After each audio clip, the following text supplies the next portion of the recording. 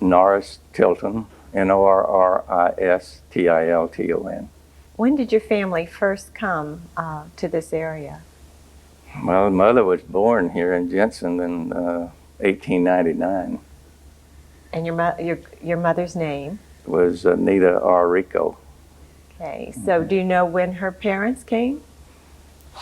No, I don't know the exact date they came, but the R. Rico and Sons owned fish houses from Key West, I think, all the way to Jacksonville. Tell me about where their home was located. The home was located exactly where it is now, right in the back of my office. Okay, now this is your parents' home, the Tilton home? That is, yes, and the one before was up the river, a few miles, or not a few miles, probably a few yards. Okay, the Rico house was next door? Nope. The Rico house was about 5 houses north. Okay, those that kind of wall with the balls on it, that's not where the Rico house was located? Walls with the balls on it. There's a little wall, No, a stone wall? no. That's not where the Rico house That's was? where grandmother lived after that. In other words, I guess that is the house, really. That's where she lived, yeah. Up further was where the Rico, Kathleen, and all of those lived. You're correct. Right next to our house was the Rico house. Mm-hmm. Okay, so your first memories of Jensen and what it was like when you were a little boy? Well, it was like, I think there's about 100 people there. And where my office is where my hog pen was. We had 2 cows and raised pigs and chickens and just let them roam all over the place. There was no, them grazed any place they wanted to graze. Nobody bothered them. There wasn't enough cars on the road to worry about anybody running over a cow or a hog or chicken or anything else. And your house was right there on the river? Yes, right on the river. Mm-hmm. And the boat houses, the fish houses, how far away were they? Right straight in front of it. The one for Jensen was right in front of it. And back of the house was the barrel factory and the ice plant. And that had existed before your birth, but was it still there at any form? Parts of it. Mm-hmm. The remains? Yeah. What about this hotel that was once there? That was 3-story. It was right in front of my office, which is right in the middle of Rico Terrace, and it burned quite a while back. Mm-hmm. Way before you were born. Right, and we call that the hotel lot, and that's where they played ball and everything. Nothing but pure old sand and sand spurs. So your grandfather, R. Rico, was a big man in town. Can you tell me a little about, well, you said he had so many fish houses, but did you all have a certain position in town that others didn't have, or? Well, see, he died about the same time I was born, and his sons went through all of his money, and actually, when grandmother died, my daddy had to pay for her funeral. That will give you some idea of what happened. And I understand most of it was gambling and what have you. How sad. Drinking and gambling. So tell me your birthday so we can get this in perspective. When you were born. 9th of February, 1925. So that really was the month after your grandfather died. Correct. Mm-hmm. So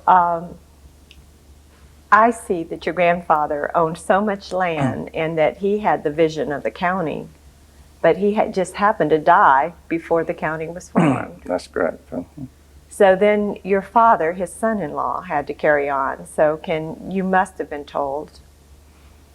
Well, what he did, Daddy bought a lot of property, and of course during the Depression he bought quite a bit of it for taxes, and they kept the fish house going, for a while after his death, but not that long really, because I can specifically remember that, because that was probably 10 years after his death. He had the fish houses still going, especially one in Jensen. So Tell me a little about your father and how he got to this area and how your mother and father met. He was in the Navy. He was a Navy pilot, and he was flying out of Miami, I guess Dinner Key, and he and mother met there. Then he went back to Boston, I understand, and graduated from college, then came back here and married mother and stayed here. Okay, so he was a northern. He was a Yankee that came to Florida and stayed. Okay. So, and your parents lived right next to your grandparents when they started out? Correct. Yeah. We were all born in that same house. It's still there. Okay, born in your Tilton house. And what position were you in the family? Were you the youngest? I was the youngest boy. I had a sister that's younger than I am. Will you go through that family and tell me the names? Okay. Warner was the oldest son. And he was in the Army Air Corps. And he became 100% disability. This is during the war, of course, because of arthritis. His hand would swell up so much that he couldn't hold the stick of an airplane. So he had to turn himself in, and he died fairly young. I think he was only about 39 when he died, when he came out of service. And then Ransom, who was the other brother, he was a Marine pilot, and he spent quite a little time in Japan on the carriers and what have you. And he died 2 or 3 years ago, I guess. And then I was the one next to him. And I was a Navy pilot, so. And then Sis, she's still here. Those two are dead, and Sis and I are still here.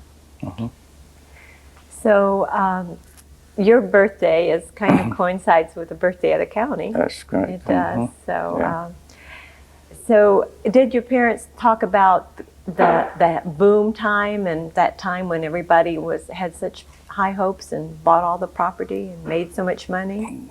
Talk mostly about the Depression, not the boom. Usually the Depression. So that's what you were aware of. Tell us about that and what it was like. They told us if we didn't have fish and grits, we'd have starved to death. But I can remember going rabbit hunting across on the island there and getting sometimes as many as 10 rabbits and bringing them back, and we'd always eat rabbit, fish, grits, everything else. But that fish was always free. Was it hard on your mother, because she was really a pretty privileged little girl? She stayed home most of the time. She adjusted to the hard times? Definitely. What about you kids and those animals? I mean, what were your lives? Did you have to help? Oh yeah, we had to milk cows before we went to school. Then when we came back, we had to milk the cow and graze the cows. But I had a paper route, and I delivered the Miami Herald. I think I was only 14, and I went down to Judge Clont's when the licenses for driving just came out, and I gave him a quarter. He gave me a license, but he put on the back of it, "You can drive up to Walton Road and Martin County only." I still have the blooming thing. I found it the other day. But I had about 50-mile run. I'd had an old Model T and go out to the US 1, pick up the papers, and roll them coming in, and then deliver them all the way from Walton to Suez Point and Ryle. That's about 50 miles. And they paid for the gas and oil. Miami Herald did. So you had this special license just for that work. That's all. Well, they didn't have a license before that. I'd been driving since I was about 11. But it wasn't anybody on the highway. I'd drive that 50 miles and I'd never see a car. Tell us more about that. Your father was instrumental in getting the right-of-way for certain roads in Jensen, wasn't he? Right. He was, and he owned quite a bit of the property, which he gave an awful lot of right-of-way to the county.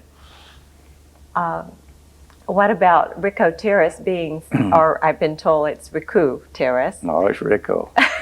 Because it's named after my granddaddy. And also that 2-story building, we named that after him, too. Okay, will you say that name for me? That's Rico. Okay.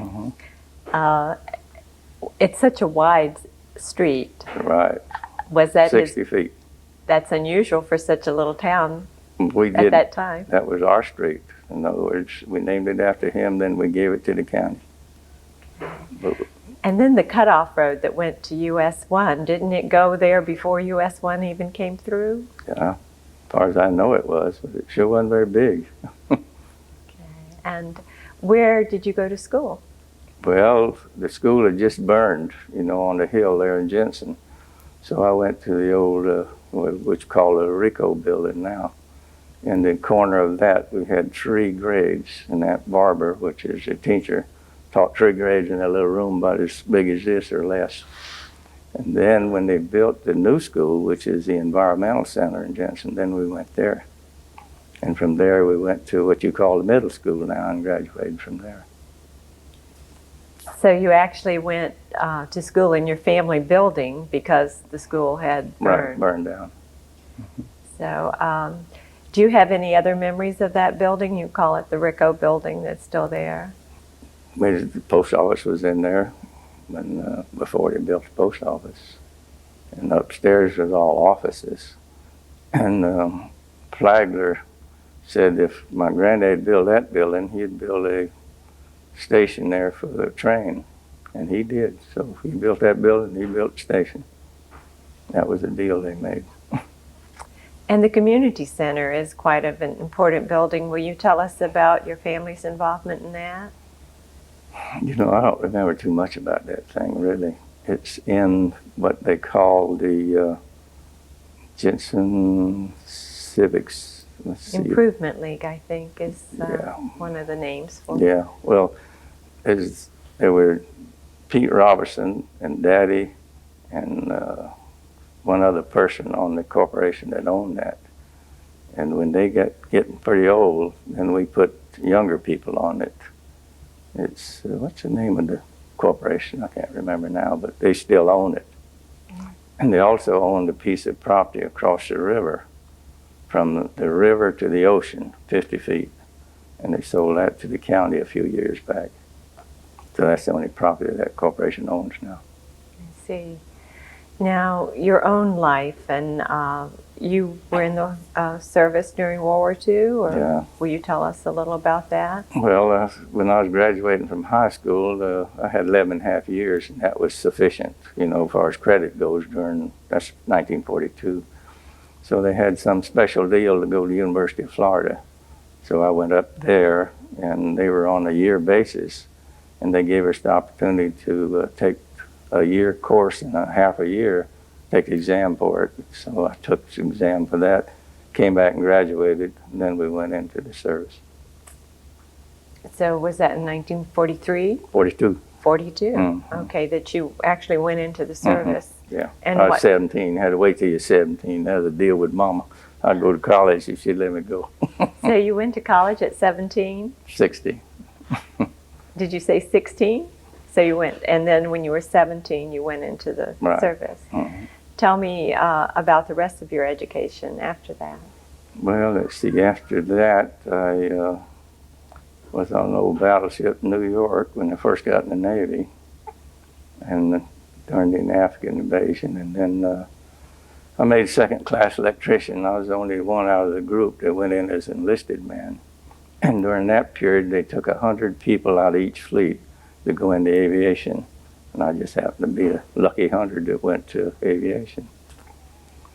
So when I graduated as a pilot in the Navy, I also spent quite a little time on carriers. I spent 26 years in the Navy, 13 at sea duty. So I'm glad to be right here.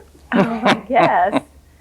I guess. So your father was a pilot, and your brothers were pilots, and you were a pilot. Mhm.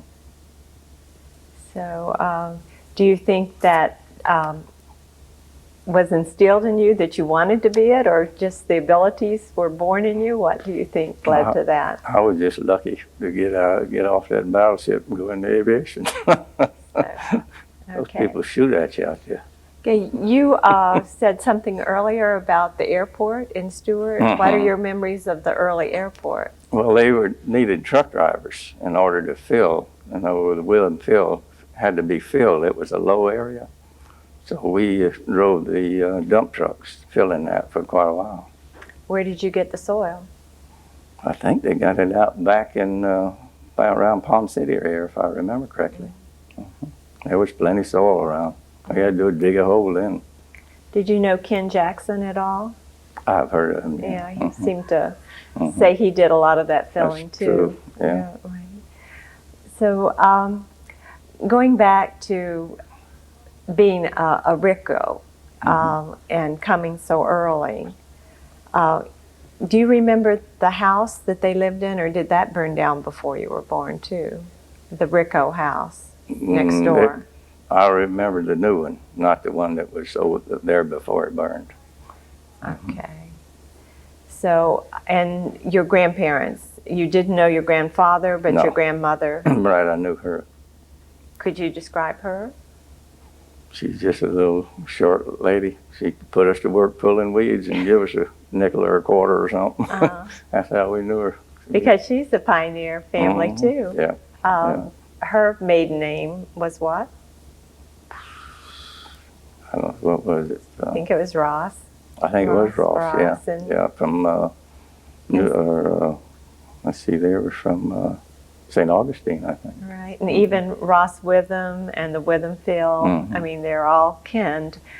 Somebody had said earlier about how everybody's related to each other. Do you feel that way in They your used family?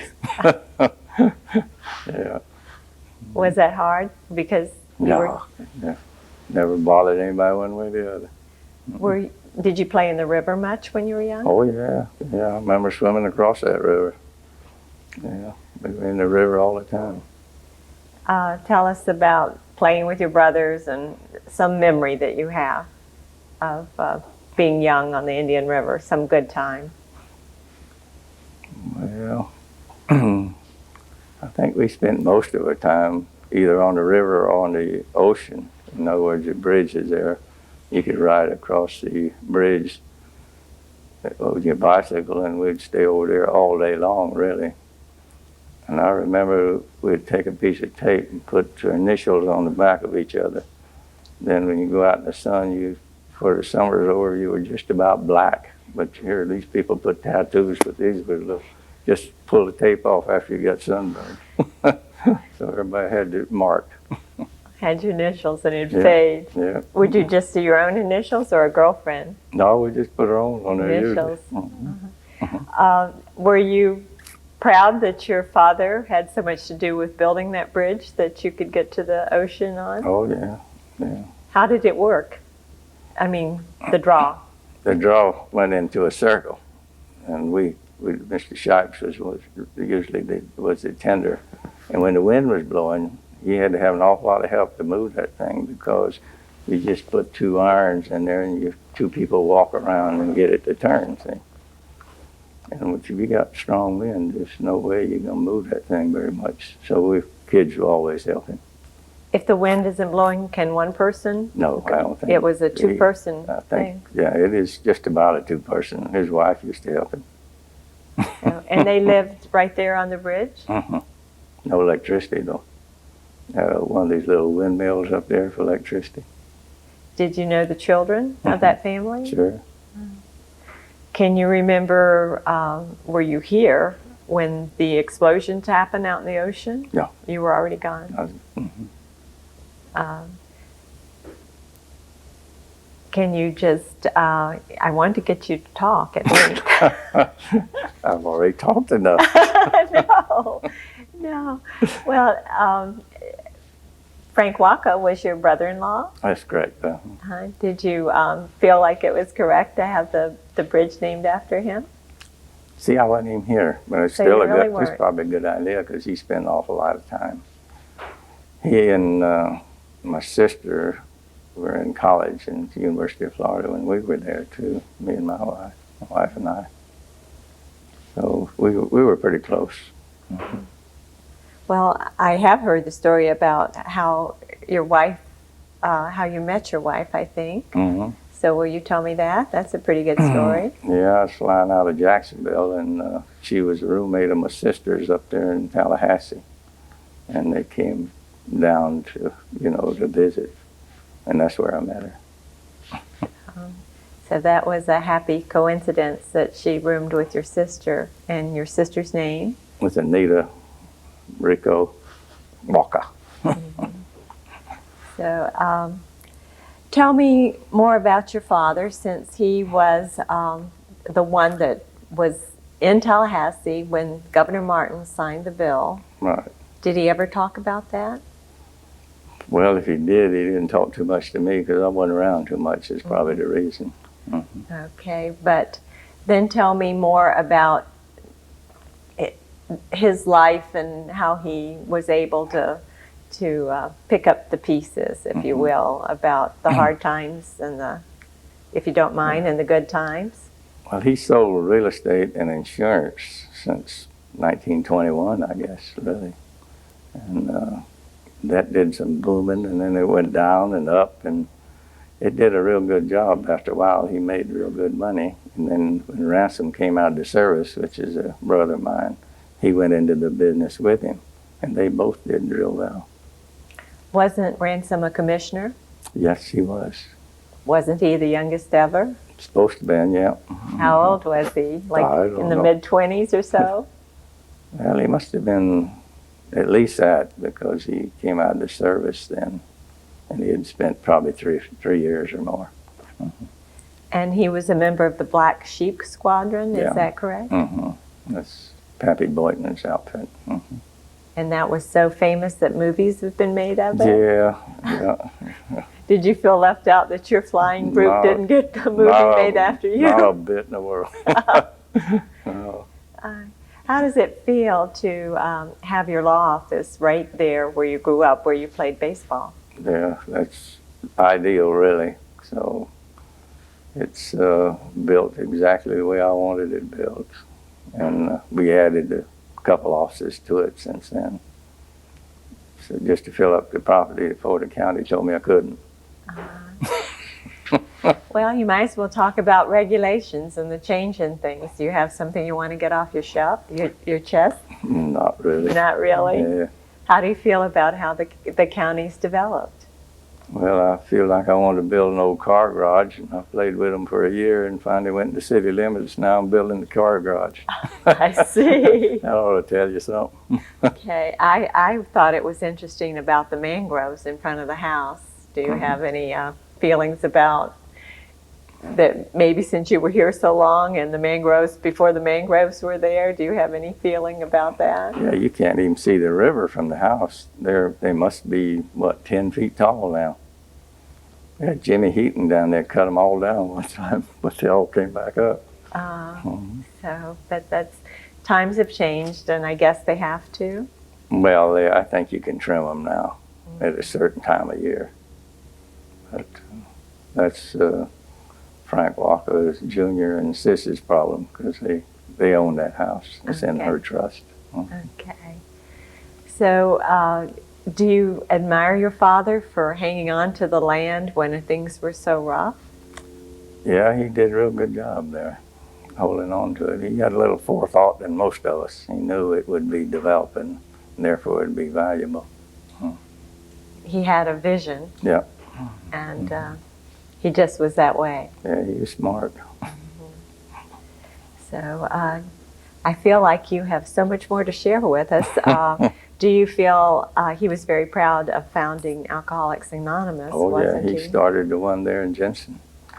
Yeah, he was an alcoholic, and he was on the county commission and the school board, and they kept electing him. So I asked him, I says, how come you people keep electing him? He's an alcoholic. And he says, he's got more sense of drunk than most of these people have sober.